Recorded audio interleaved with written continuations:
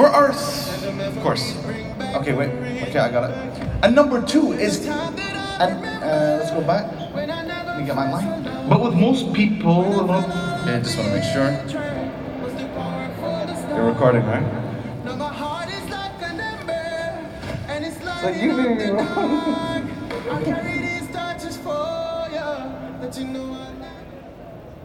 Please welcome our closing speaker of the day, Khalid Al Ameiri.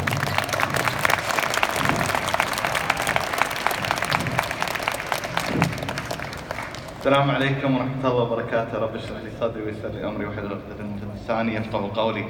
السلام عليكم everyone. How are you? Oh wow. Really? I need a little bit more energy than that because like I'm a bit tired too. So how's everyone doing? Yeah, that's a bit better. That's a bit better. We need to work together here. But thank you all so much, Mina Speakers, Oracle Open World, for inviting me out here to give the closing keynote. It's an absolute honor to be here. And we started that opening video, I don't know if it was very clear, but the little kid at the beginning was me. And all the other sections were bloopers of me pretty much doing the same thing.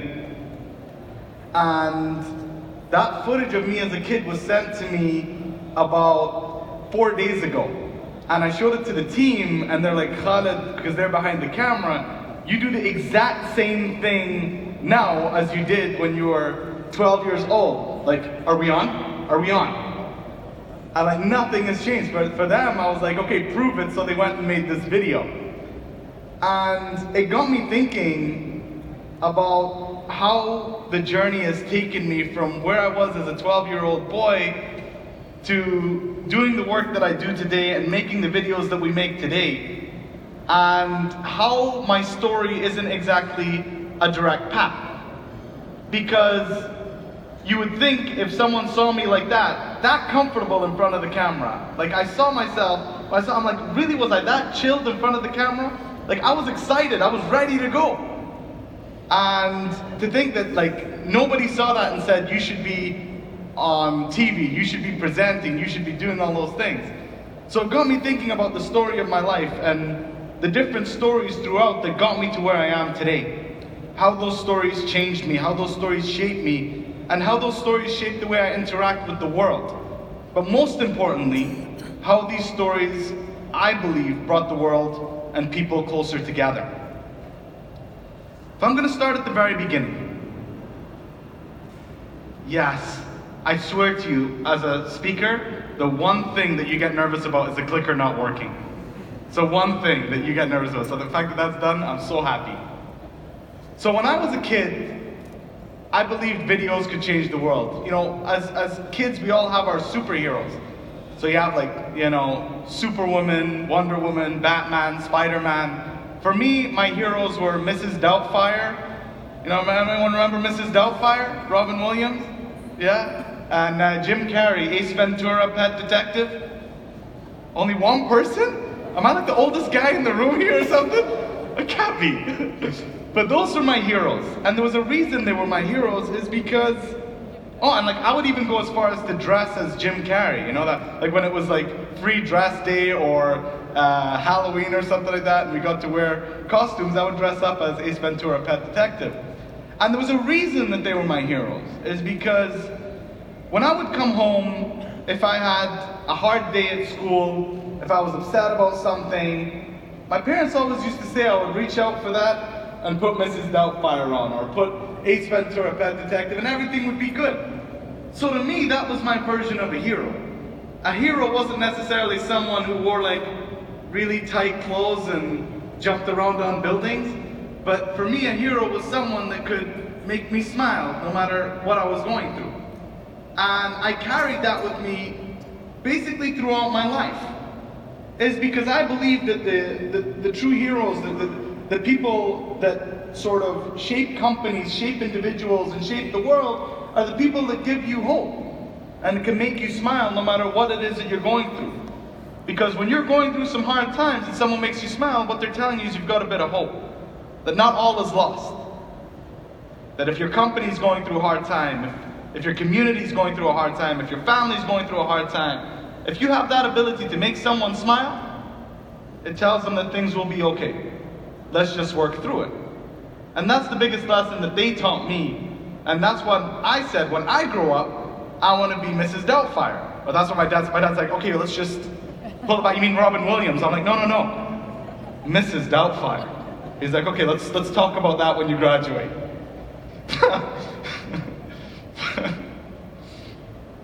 So my mom was my first fan. That is my mom, Caroline. She moved here. She's my hero. She moved to the UAE in 1983, which is very different than what you see the UAE today. So just to put it into perspective, we were in Abu Dhabi. The first mall opened in Abu Dhabi when I graduated high school. So imagine what was there for her in those times. It was basically house to house. There was a few community centers and clubs that were opened for the oil companies, and that's basically where we were there. We were at a theater. And she would always, when she saw me, and I'll talk about it later, when we did the show for CNN, and she saw me, she's like, again, Khalid, when I watched you on CNN, I just remembered the days of you as a child coming down, telling her and her friends about what I saw that day. But I did it in a way that was sort of funny, even though they didn't know what I was talking about. They still sort of got the humor and enjoyed it. And she always supported me in that. She would take me to theater, she would help me get a camera, and it showed me the power of having someone who supports you on your side. Because in those days, being on TV and something, I mean, what did we have? Channel 33, and that was pretty much it. But like there were so many other. You remember channel? Someone remembers channel? You remember channel 33?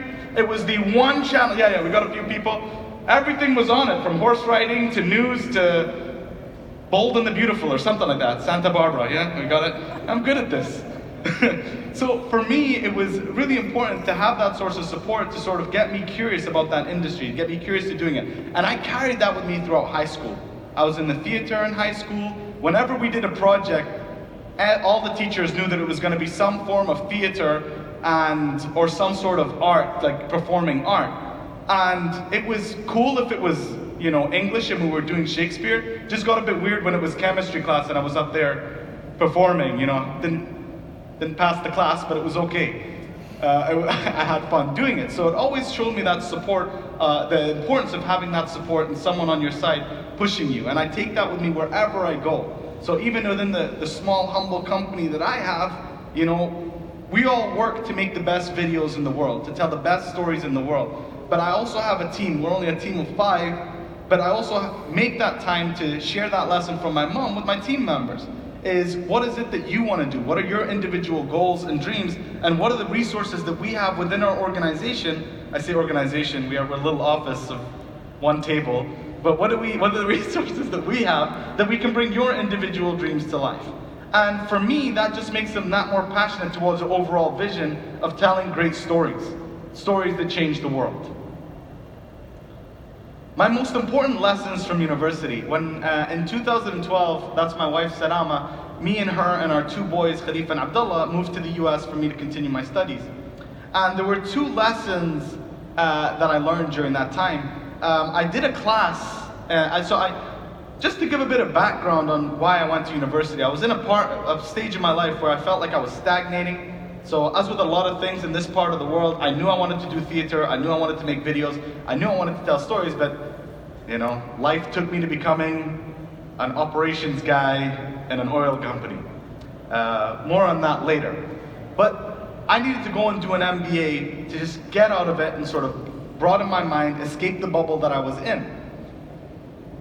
So the 2 lessons that I remember from grad school, above everything else, was number 1, I took a class in my final quarter called Leading Your Life. It was an elective, obviously, and it was very hard to explain to my dad that I was going to this class.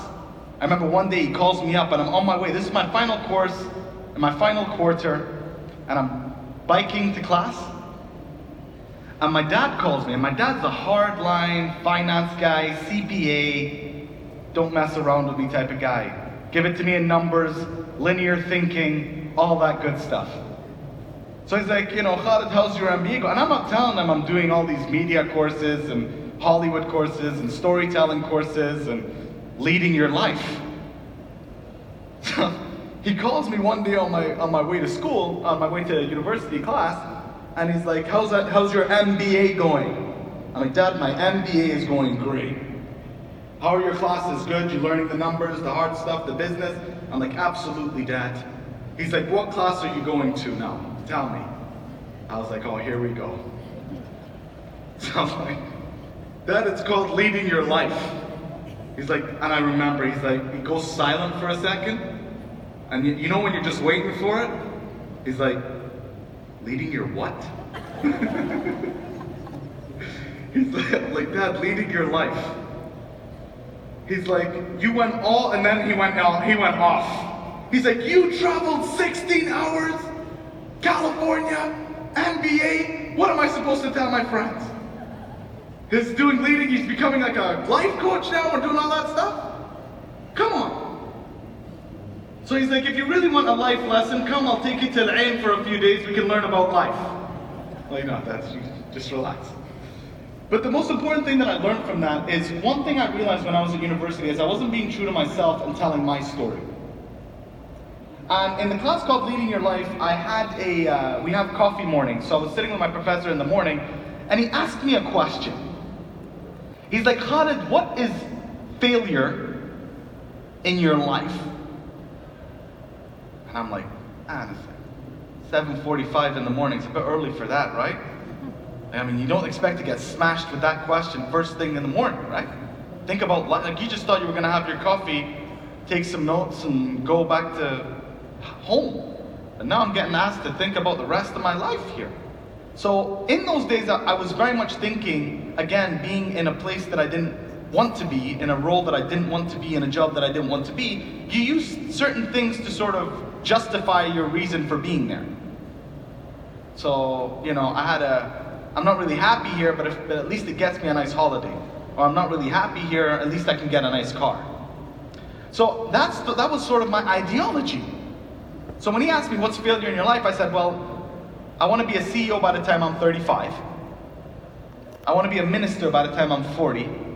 And I want a nice house in Switzerland and a private jet, something like that, by the time I'm 45. If I don't have any of those things according to me and my ideology at the time, I will be a failure. And this was an old school guy who was teaching me, and he gives me this look. He's just like, really? Like, that is it? Like, that is how you're measuring everything in your life?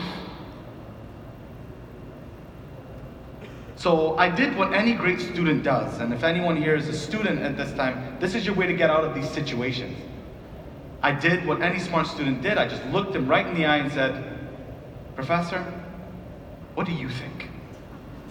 Share your wisdom. Let me know what is failure and success in my life. Then he, obviously before he gives me the answer, he hits me with so you want me to tell you how you will fail at life? I'm like, no, I just, what do you think? He's like, Khalid, I've always assessed my life by one thing. He's like, if you wake up and the first thing in the morning you don't want to be doing or you don't want to be going to where you want to go, that is failure. And he said there's a reason for that. So if you wake up in the morning and the first thing you go is, oh, not again. Please make it stop. I don't want to do this anymore. Then what good's going to happen from that if you're not living your life story?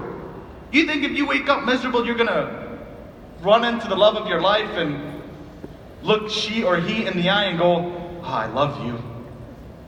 Or do you think you're going to go and be excited to exercise and go and do all those things and live your passion, live your dreams, all those stuff? And I always used to think this was all fluffy, but he kind of made sense. I was like, yeah, you're right. So he's like, so what do you want to do? And it was that point, it's like, I want to tell stories and make videos. He's like, well, you should do that. And if you wake up in the morning with a passion to do that, then your life won't be a failure. I actually think you'll be a success. I'm like, yeah, Then we just stared awkwardly for like 5 minutes, finished our coffee, and I went home. Which leads me to my next lesson. So I said, I want to tell stories for a living. So I did a class on entertainment.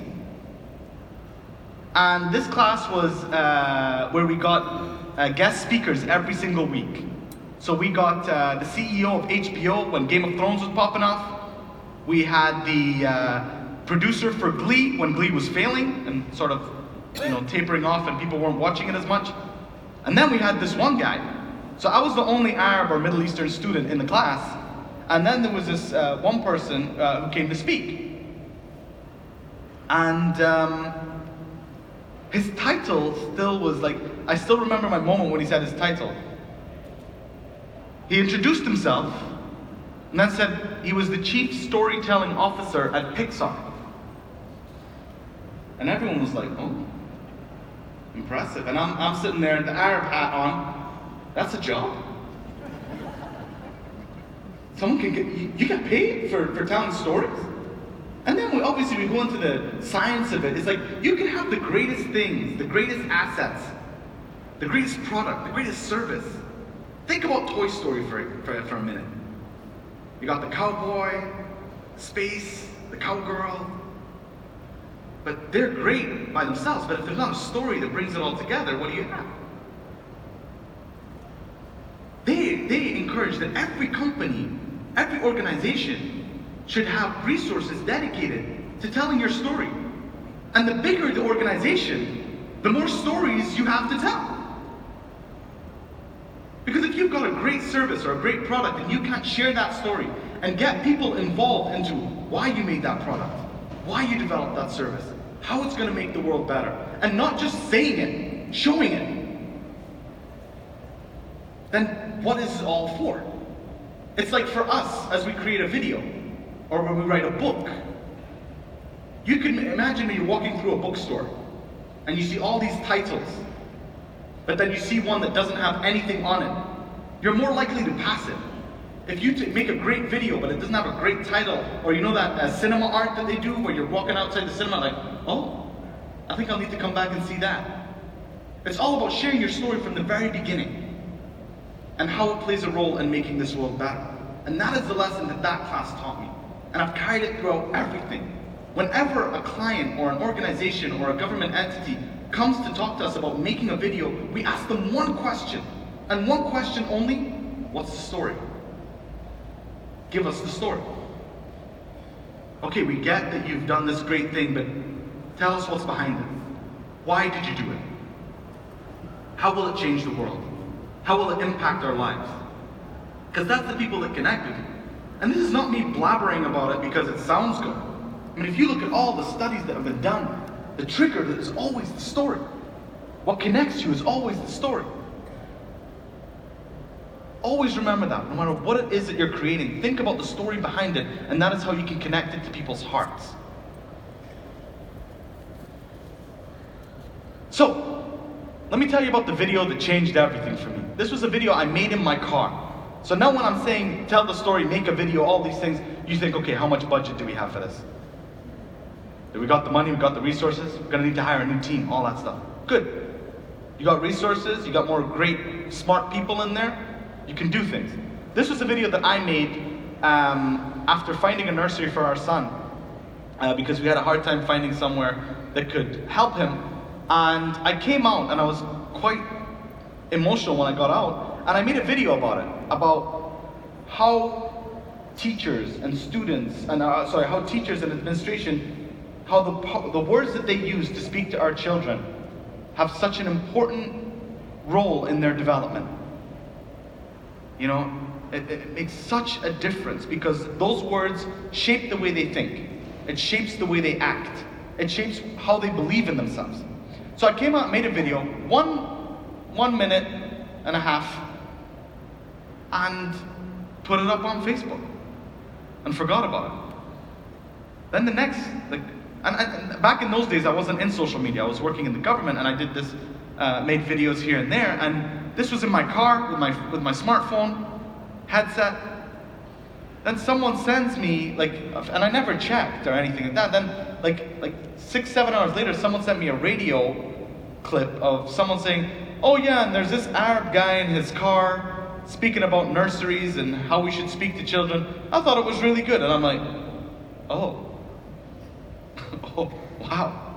And it got something like 500,000 views in 24 hours. And to me, that was absolutely life-changing. But what this thing told me is whenever I talk about someone about telling stories and the impact that it can have, a lot of people tend to think of the resources they have or their lack of resources. But really, all you need are a few tools and a great story. A story that speaks to the heart. Because that's one thing that I can't do anything different. We've walked away from a lot of opportunities because they didn't speak to the heart. They didn't do much for me. But when you speak from the heart and just use the resources you have to tell a great story that can help people, that to me, that's the antidote to virality. Everyone's sitting there talking about how do we make this viral, how do we make this go, all that stuff. Let's speak from the heart. Try doing that. And this was my role in traditional media. And one thing I learned about telling great stories versus versus using great platforms. CNN was life-changing to me. It taught me so much about the industry, about creating a story, the arc of the story, the audience. But one of the things that for me is I had quit my job to take the opportunity there. And at that time we had a mortgage, 2 cars that we were paying for, 2 beautiful boys in school. But I had the support of my wife, and she's like, you gotta do it. Or else you're gonna be complaining for the rest of your life, and to be honest, I can't handle that. And I took the opportunity and I said, I need to kill this. Like, I need to really kill this opportunity. And we did, alhamdulillah. Like, we did 4 episodes during Ramadan. It was shared by members of the royal family, it was shared by ministers. It was very well received. And at the end, and it did really well on Facebook too, which will take me over to the next story. It did incredibly well on Facebook. So when I would go to the office, the CNN staff would say, oh, it's Mr. Facebook here. We even did a Facebook Live from Emirates Palace, showing them all the amazing things that they were doing there. And I remember when we had all finished, they had called me in to the office, and I thought, got dressed up in my nicest kendora, went for a shave, went to Salama, said, this is it, babe. They're gonna give me a job. So I went to the office that day, and they called me in, and it was like everything was in slow-mo. It was like a movie, I was walking into the office, and there would be someone at their office going like, you got this. I'd be like, yeah, see you when they make me an editor or something like that. Got in the office, they're an incredible team, love them all. And they're just like, Khalid, we did great this Ramadan. And I'm like, yep, I'm really proud of what we did. I want to thank you for everything that you know it's coming. I want to thank you for everything we've done. So we've got something for you. And I thought, oh, here it comes, the contract. Here's a mug and a t-shirt. And, we've got to keep in touch. But having said that, this was my expectations going above. Like, just remember that this was the Ramadan show. That's what I had been commissioned to do. They're obviously a team that works around what they work around.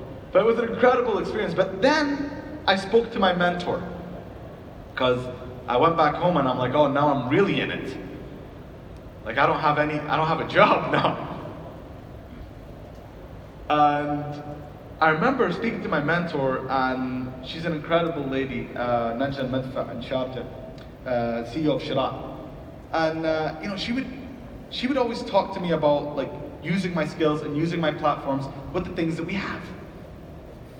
She's like, you did well on Facebook, which was social. You have a Facebook, right? Yeah. She's like, well, go on. Go ahead and do that. So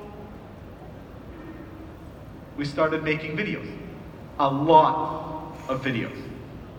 So on November 16, 2017, I dedicated myself to making a single video a day. One video every single day. Until, I don't know.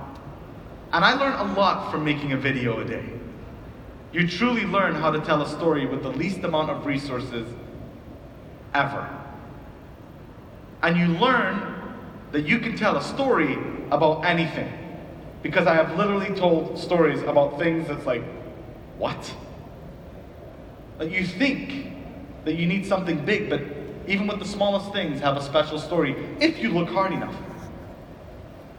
I learned that consistency is key when you're telling stories. So think of like a baseball player. You swing once and you walk away because you don't hit. Probably not gonna hit. You swing 10 times, you're likely to hit once, maybe. You swing 100, maybe more. You swing for 500 days, which is about what we did. Yeah, we hit a few times. And it showed me the impact that a channel can have beyond me. So we grew in, now it's been almost 2 years. We were about 100,000 when we started the page, and now we're at about 3.6 million. And we made videos about everything. We made videos, some of our biggest ones were when Muslims celebrate Christmas. We did videos about Arab marriage. We did videos when we traveled with the UN. We did videos in the States. We did videos in Bangladesh. We did videos in I can't even remember, Uganda. There were just so many places that we were able to make videos, and it just took us to so many places. Now this is where I come back to the resources, because it also taught me one thing, is if you're married and you want, like, my wife was close to divorcing me throughout this process. I would wake up in the morning and the first thing I would think about is the video. And the last thing I would do at night is edit the video. And I'd do the same thing over and over and over and over again. And would I change it? No. Because now if you literally put me in a small booth with nothing there, except my phone, I promise you I will come out with a cleanly edited video in about half an hour. But consistency is key to the stories that you want to tell. And I'll talk a bit about why that's important when you're talking about the narrative. Because storytellers change the world. I truly believe that. Here's some of the comments that I see that absolutely mean the world to me. I absolutely love how proud they are of their culture. I'm Colombian and definitely is changing my views and beliefs about the Middle East. Excellent video. You've done a great job in busting a lot of negative stereotypes. I've been in the Emirates for 6 years, but your videos allow my friends to see what it's like here. I never knew Arab couples were like this. I think the media has wrongly altered my brain. And that's probably one of the reasons that I love telling these stories. Is because you get to reshape a narrative that has been set by people for I don't know what reason, for so long. And you know how it is, right? With the media, if you repeat it enough, it becomes true. It becomes true in the minds of people. You get people to act on it, and that's when things become dangerous. And not dangerous as in violence happen, but dangerous in that you could hurt people. They could lose on things, and I was just as guilty of that as anyone else.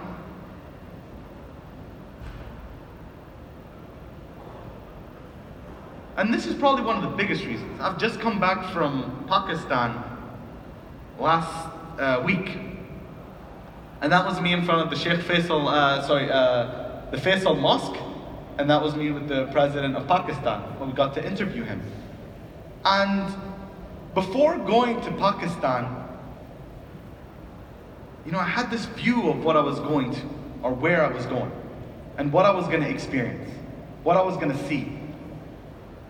And every thought or stereotype or everything that media have told us about this beautiful country was broken by the minute I landed in that airport. And they're not afraid to say it. Like, we have been getting a thrashing from the media. And it has cost us tourism, business opportunities, all these things. Because people have this belief of who we are and what we represent. Did we have our problems? Yes. Did we have our tough times? Yes.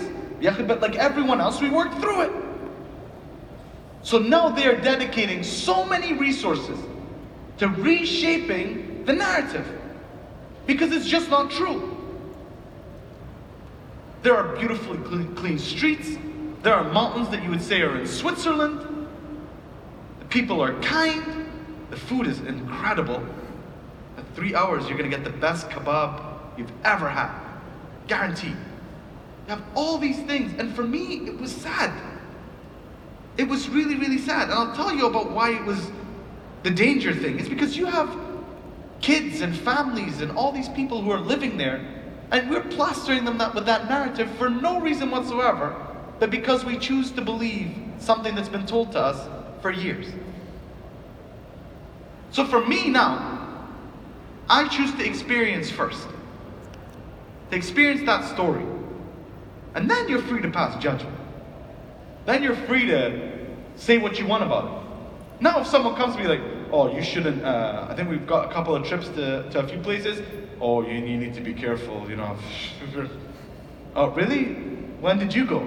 Oh, I haven't been. I just, you know, Fiona told me, or someone had told me, I don't know who. Saw it in a TV show once. Come on, man. We're adults here. You go, you see, you experience, and you make that decision for yourself.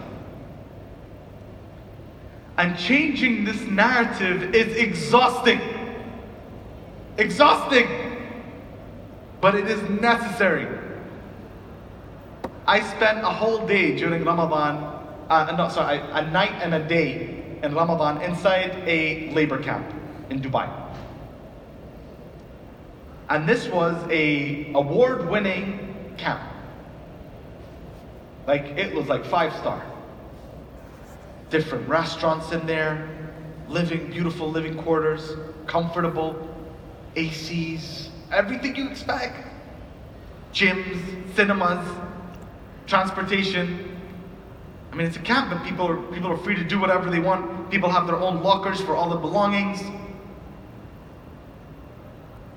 And then we posted, because we're also quick to believe if someone says, yeah, have you seen this labor camp where they don't have the services and, you know, the crappy rooms and 50 people to a room and all those things, which is against the law, by the way, in case anyone wanted to do the research. It's against the law. But do people break the law? Yeah, sure, everywhere in the world they do. But we're so quick to believe that narrative because that's what we've been told for years and years and years. So when I shared this video, it was very well received, but there's still those comments. That's not a real labor camp. How not? Because you weren't told that? How is anyone supposed to change anything if you're not going to accept to hear that side? It was just as real as any other camp. Just as real. But just because it wasn't with the narrative that had been set, the people said, the one classic comment, you were paid to do that, Khalid. I swear, we put a challenge on that comment. I said, I will literally erase my channels if you find 1 dirham that was paid. I paid to make this video. I invested in a full production crew, everything. I paid to make this video because I believe it's important to show how companies within this country that I love are trying to reshape the narrative. But they're not going to tell that story. It's on people like us to tell that story. So governments here, entities, businesses, business units, if you're about to rechange the narrative of what you guys stand for, you're in for a nice ride, inshallah. But it's necessary. It's necessary. Because if we don't, then we're just living in the past and things will never change. Because people will just sit there and go, well, I can put all this effort, but people are still going to hate me for it. Don't fall into that trap. And the hardest stories are the most important. This is the day my youngest son, Abdullah, was born. And when he was about 5 years old, we had some news about him. And I'm a writer. I'm a creative. My only way to express is to write, to make videos. The only way to release any stress or sadness is through the videos.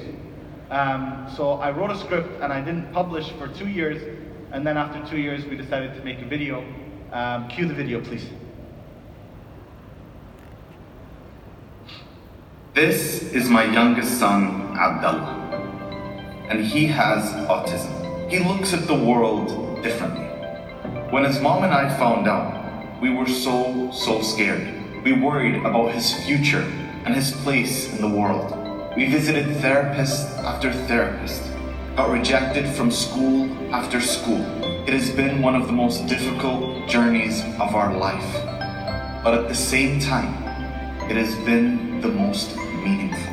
You see, raising a child with autism requires you to live in their world, the world they live in, and seeing the world as they see it.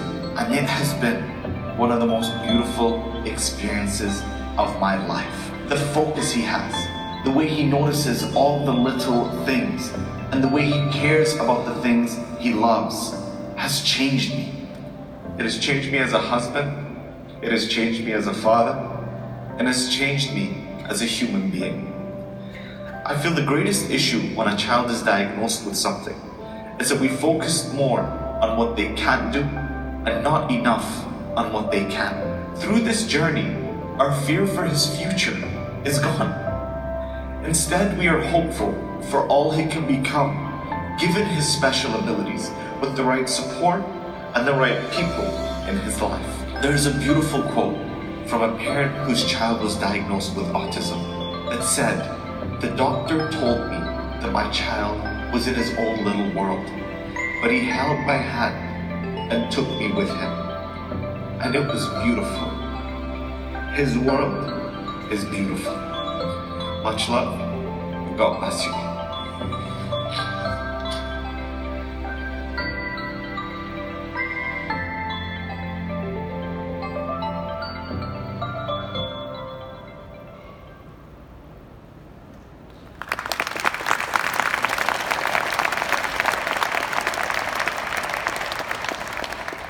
So a final thought for you all today is, I want to live in a world where everyone can share their story, where everyone is proud to share their story and who they are and what they represent in this world.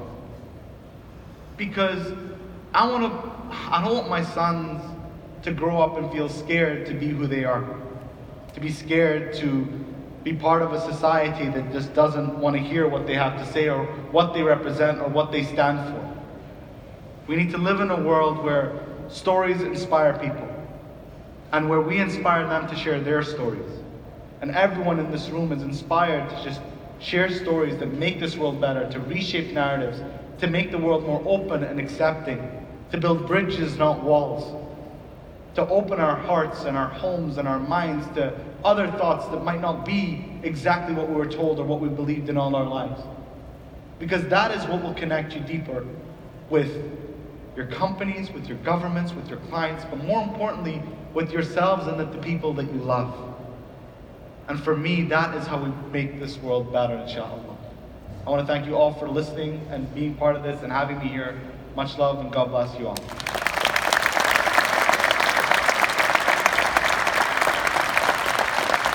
So, I have 6 minutes, so I think I might get one question in there. So if anyone has a question, please, I'd be more than happy to answer. All right, great. See you all later. No, just joking. It's always the first question. Oh, we got one. Okay. Thank you.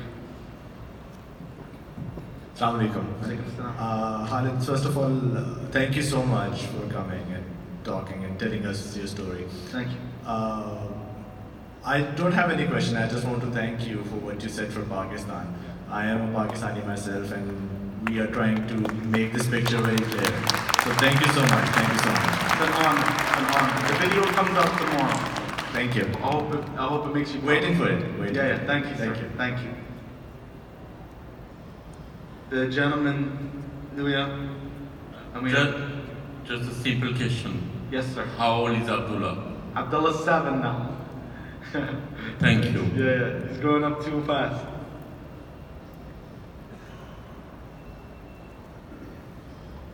Anyone?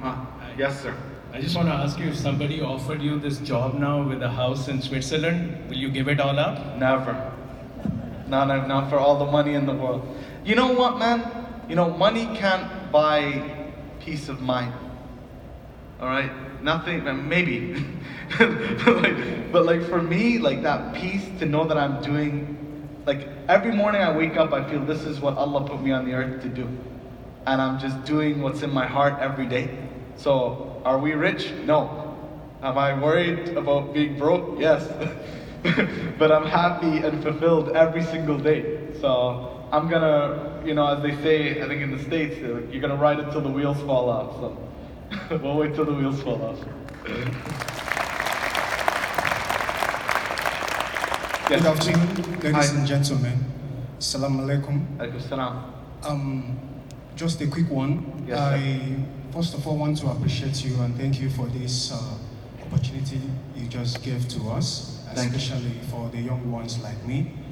Actually, Mr. Khalid, I have been following you all this while and you inspired me a lot. Thank you. And the reason why I choose to be here to listen to you is just a privilege to me because I want to ask this question. Yes. For some of us, or most of us, who got this potential, like to do, I call it a street journalism. Yeah. You know, because of the environment that we found ourselves in Dubai, which could not or may not give us that opportunity to exhibit our, you know, like tell our stories. Yeah, yeah. Because of the media aspect of all which is attached to the law Yeah. as a clause. So for some of us who are willing and ready and they have this potential to work, but they don't have this like backup like you, like the resources, but are willing to work under you, maybe to be trained or give their time and everything to be trained and mentored by you. Yeah. What are the things that you think is the best suggestion for us? Because most of us wants to like work under you and learn a lot from you, Yeah. especially me. Thank you, brother. Look, I'm honored, but I need to be very clear about something. I have tons of proof of this. When I first started, I had nothing. I had nobody. Salama brought me my first camera. I had a Joby tripod.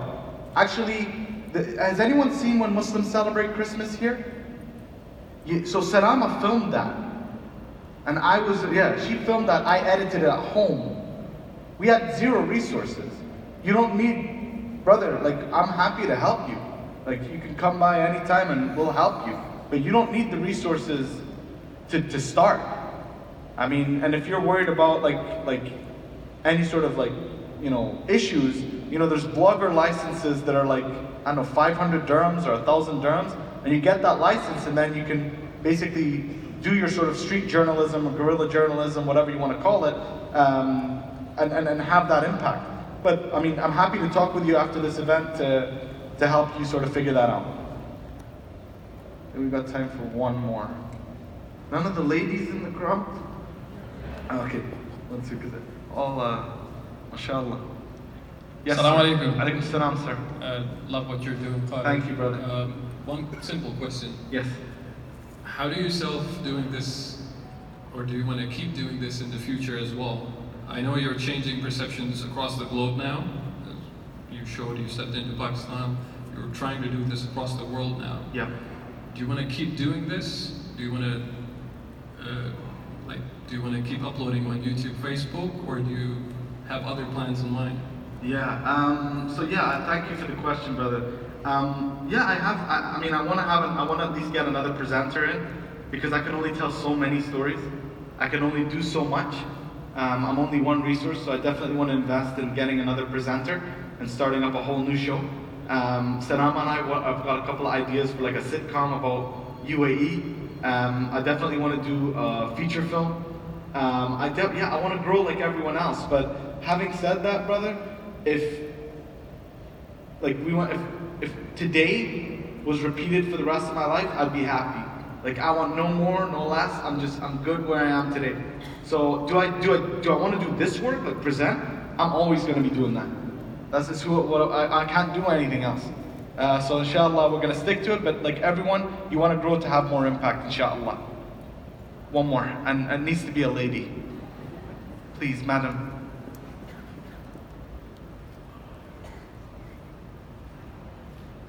I'm Amanda from Oracle. Hi, The Amanda. presentation was fantastic. Thank you, ma'am. I'm also a storyteller in marketing. Respect.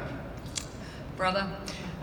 So my Love question is, what myths have you busted myths? Yeah, which myths have you busted about the Arab world that you're most proud of? I recently moved to Dubai and I'm learning a huge amount about the culture here. I'd love to hear, the myth that you were most proud of busting about your own country.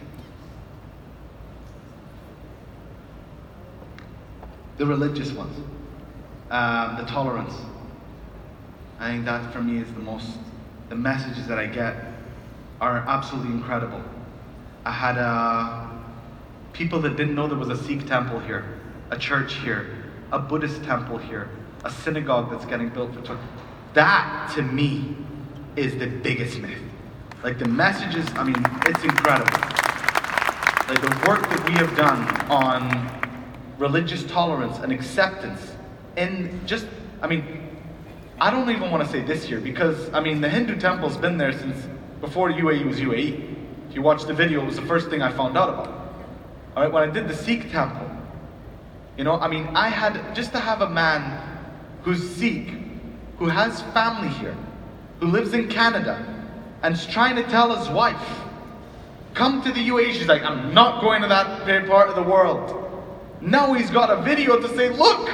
She's like, okay.